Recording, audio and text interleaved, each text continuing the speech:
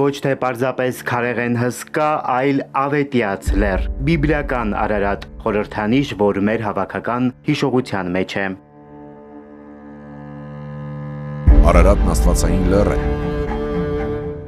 Վավերագրության հեղինակը Բենյամին Մաթևոսյանն է, ֆիլմը բողոք է ընդդեմ ցեղասպանությունը ուրանալու, Արարատն էլ մերը չհամարելու քաղաքականության։ Այստեղ կան թե պատմական ակնարկներ, թե արդի քաղաքական գործընթացների մեր գնահատականը եւ հուսամ մեր հարգարժան հեռուստադիտողները կգնահատեն մեր կատարած աշխատանքը։ Ամենակարևոր բանը, որ կա ֆիլմում, դա պատմական իրողությունների արձանագրումն է։ Ուզենք թե չուզենք դա եղել է մեր հետ, մեր ժողովրդի հետ դա եղել է։ Հետևաբար այդ եղածը, որը ողբերգական է, պետք է այսօրվա մարդու ընդհանրապես դա մի ուղերձ հասկանանք, ինչ է մեր հետ տեղի ունեցել ու անցնենք առաջ։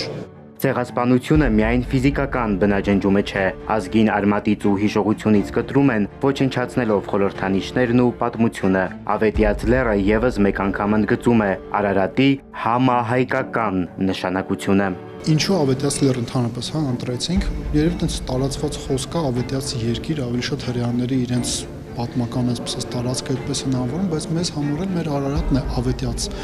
հայրենիք, ավետյաց լեռ։ Մշտապես մոտ ու հեռու լեռը ամենուր է, գրականության մեջ, երգերում, կտավներում, մարդկանց շուրթին ու սրտերում։ Այն հայ ժողովրդի ոգին է, անցյալը, ներկան ու վաղվա օրը։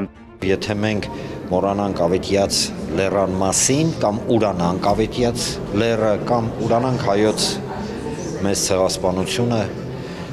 ապա մենք անխուսափելի կորցնում ենք դիմադրողականության բոլոր նշույլները։ Եթե դու մոռանում ես քո ավետյաց լեռան մասին, եթե դու մոռանում ես ցեղասպանության մասին, եթե դու մոռանում ես Արցախի մասին եւ կենտրոնանում ես լոկ քաղաքական սահմաններով եզրափակված մի տարածքի շուրջ, ապա դու անխուսափելի վտանգում ես այդ տարածքը։ Սրբազան լեռան մասին 52 րոպեանոց վավերագրությունը նկարվել է ցեղասպանության 110-րդ տարելիցին նախընթաց։ Սևակ Վարդումյան, Հարություն Հովսեփյան, Էպիկենտրոն։